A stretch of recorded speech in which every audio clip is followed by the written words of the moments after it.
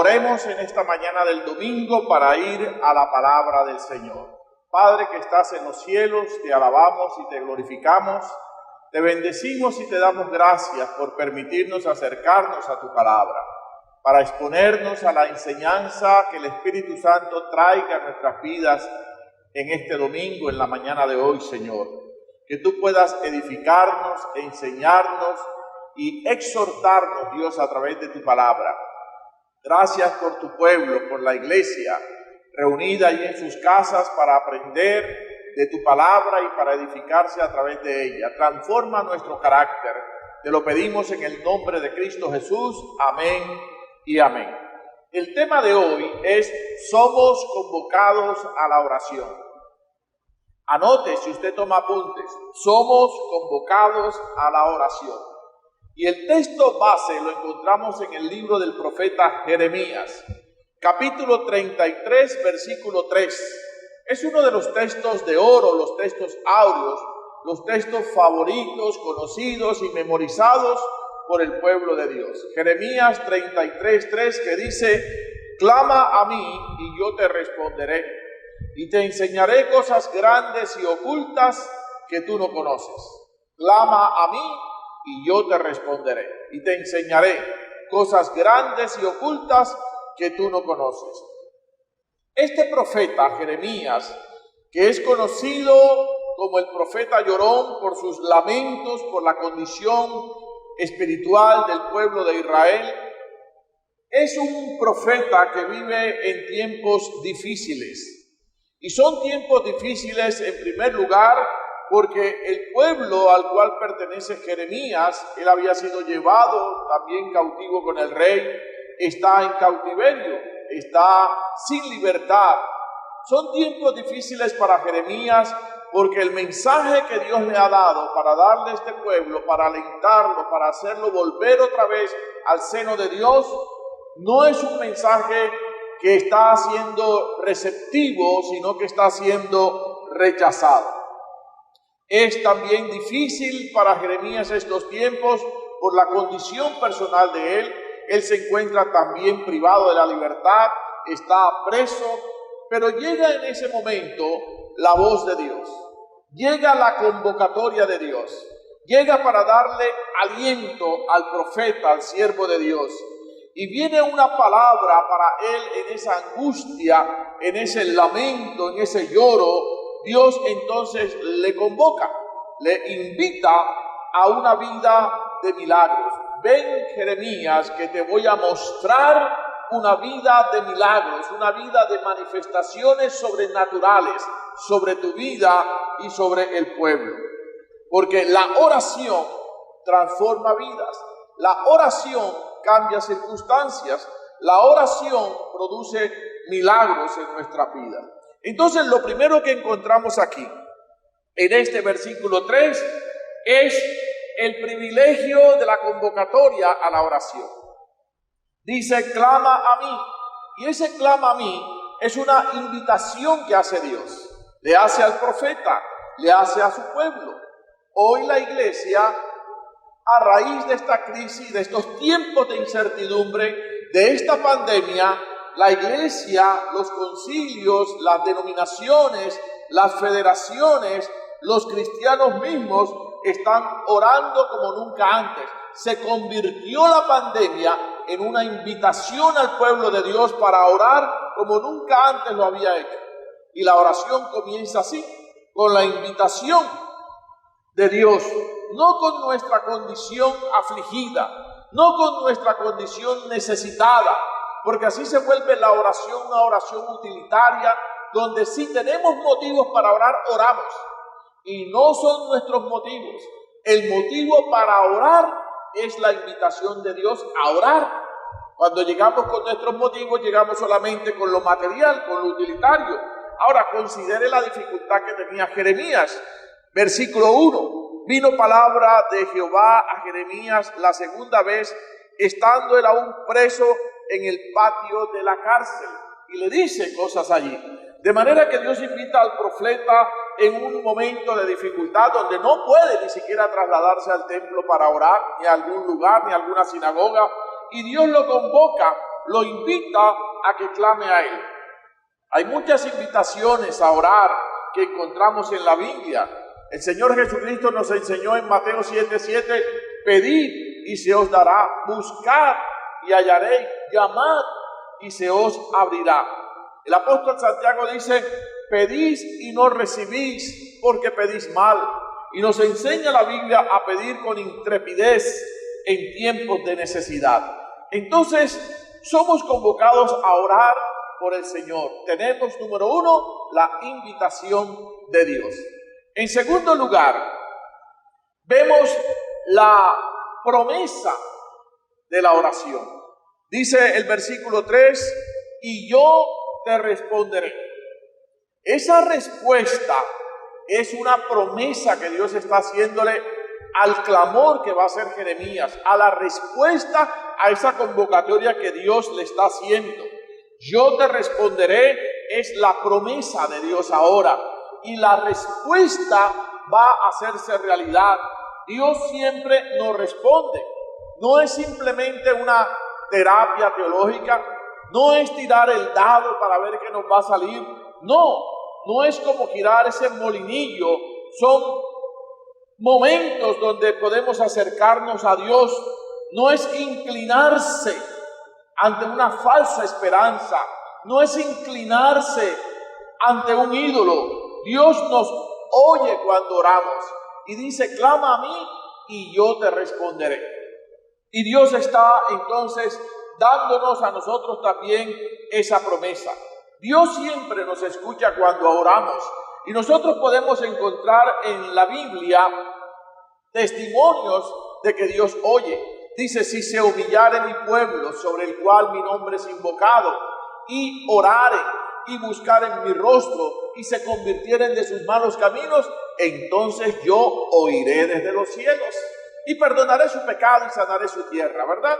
También dice el salmista en el Salmo 34, busqué a Jehová, y Él me oyó, y me libró de todos mis temores. Y en el mismo Salmo 34, versículo 6, el salmista dice, este pobre clamó y le oyó Jehová y lo libró de todas sus angustias.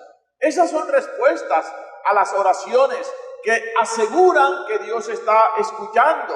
Y cuando Dios escucha, Dios también responde conforme a su voluntad. Y hay en la Biblia respuestas a oraciones que los hombres y las mujeres de Dios hicieron. Por ejemplo, en el libro de Génesis, capítulo 21, nosotros encontramos la respuesta de la oración que Abraham le hizo a Dios. Él estaba preocupado porque no tenía quien le heredara, no iba a tener prole, y él le dijo a Dios en oración, Señor, ¿será que este siervo nacido en mi casa, Eliezer, este damaseno, es el que me va a heredar? Y Dios le dijo, no, ven y sal, y si puedes contar las estrellas, te voy a dar una descendencia, de tus lomos va a salir un hijo. Y el capítulo 21 de Génesis, Abraham tuvo un hijo en su vejez. Respuesta de Dios a una oración. En el primer libro de Reyes, capítulo 18, después de 3 años y 6 meses de una sequía por la cual había orado el profeta Elías, él también se acerca, relata allí ese capítulo, que Elías oró por la lluvia, y dice que la oración de Elías por lluvia tuvo respuesta. Y es cuando le dice al rey Acab, móntate en tu carro, alístate, sal pronto, porque una lluvia grande se oye. Bueno, había una nube como la palma de la mano de un hombre, pequeñita, eso es lo que había visto Giesi, pero él sabía que había una respuesta de Dios, y el aguacero fue torrencial. La oración de Salomón, en el segundo libro de Crónicas, capítulo 1, versículo 10, la oración de Salomón le dice al Señor que le dé sabiduría, porque él no sabe cómo entrar ni cómo salir a este pueblo. Y no le pide al Señor riquezas, no le pide al Señor venganza, no le pide al Señor la vida de sus enemigos. Sin embargo, como le pide sabiduría, Dios le da sabiduría y dice, y aún lo que no pediste, yo también te lo voy a dar. Te voy a dar victoria sobre tus enemigos y te voy a dar también riquezas. Y se convirtió Salomón en el hombre más sabio y más rico que se conoce en la historia. Yo quiero decirte algo, mi hermano, mi hermana que me escuchas, iglesia que estás allí. Dios te ha convocado para orar, te ha invitado, pero Dios también tiene una promesa y es que te va a responder tus oraciones, porque Él sigue contestando la oración hoy en estos tiempos. Momentos de crisis, sí. Momentos de incertidumbre, sí. Momentos de desesperanza, sí. Momentos de enfermedad, sí. Momentos de muerte, sí. Pero la oración, Dios la sigue escuchando el clamor de tu corazón y sigue dando respuesta a nuestras oraciones. Y en tercer lugar, yo quiero que miremos la parte final del versículo. Dice, y te enseñaré cosas grandes y ocultas que tú no conoces. Esas cosas grandes y ocultas que nosotros no conocemos van a ser la sorpresa de Dios. Entonces tenemos invitación, tenemos promesa y tenemos sorpresa. Dios nos va a dar una respuesta a nuestras oraciones que nos va a sorprender. Posiblemente no va a ser lo que le estamos pidiendo, pero sí va a ser lo que está en el centro de su voluntad. Dios no nos va a dar lo que nosotros estamos sino necesitando. Eso es lo que Dios nos va a dar. Cosas mayores a todo lo que pedimos o entendemos, dijo el apóstol Pablo. Así que, hermanos, acerquémonos al Señor, porque Él dice que el Espíritu Santo intercede por nosotros con gemidos indecibles. ¿Qué hemos de pedir como conviene? No lo sabemos, pero el Espíritu Santo interviene y nos dará cosas mucho más grandes y abundantes de lo que pedimos o entendemos, dice Pablo en el capítulo 3 de la carta a los Efesios. La oración mueve los obstáculos, la oración mueve las dificultades, los obstáculos, las dificultades, los imposibles, dice Mateo 17:20, que están representadas de una forma figurada, gráfica, en las montañas. Y Jesús le dijo a los discípulos, si ustedes le piden a Dios que mueva esa montaña, la montaña se moverá. La enfermedad se moverá, la angustia se moverá, la crisis se moverá, la escasez se moverá. Si le dices a esa montaña, quítate y échate en el corazón del mar, la montaña nos va a obedecer. ¿Por qué? Porque esas son las cosas grandes, las cosas que nos sorprenden, las cosas ocultas que nosotros no conocemos. Podemos decir con toda seguridad que no hay límites para nuestra petición. Puedes pedirle a Dios lo que se te antoje. Dios te dará lo que necesites. Y aunque te parezca que es imposible y difícil, Dios, si es su voluntad, lo puede hacer. No hay límites para nuestra petición, porque todas las cosas son posibles para Dios. No para nosotros, pero sí para Dios. Por eso Jesús le habló una vez a un hombre y le dijo, si puedes creer, al que cree, todo le es posible. ¿Puedes creer? Pon la mano en tu corazón y dile al Señor, yo me abrazo a la fe, yo me abrazo al creer en Dios, al creer en su palabra, al creer en sus promesas, porque la Biblia me dice que si puedo creer, al que cree, todo le es posible. Vamos a concluir diciendo dos cositas. En primer lugar, no podemos hacernos ciegos y sordos a la invitación del Señor. Aceptemos la invitación de Dios. Oremos, clama a mí y vamos a clamar. Vamos a clamar por nuestros hogares, vamos a clamar por nuestras iglesias, vamos a clamar por los enfermos, vamos a clamar por nuestra nación, vamos a clamar por nuestras necesidades personales, vamos a clamar por las necesidades de otros. Pero recuerda, el principal motivo es acercarnos a Dios a orar. Aun si no tenemos motivos materiales, pasar tiempo con el Señor. Por eso Él dice allí, pide, pero también busca y también llama. Es como si usted llegara a una casa y llamara y le abrieran, porque usted quiere pasar un rato allí con esa persona, conociendo a Dios, viviendo para Dios. Y lo otro que podemos hacer es que tenemos que esperar que Dios conteste nuestras oraciones. En otras palabras, tenemos que esperar la respuesta de Dios a la manera de Dios, en el tiempo de Dios y en la forma que Dios quiere darle a nuestra respuesta. Y que esa respuesta le digamos a Dios: Señor, sorpréndenos.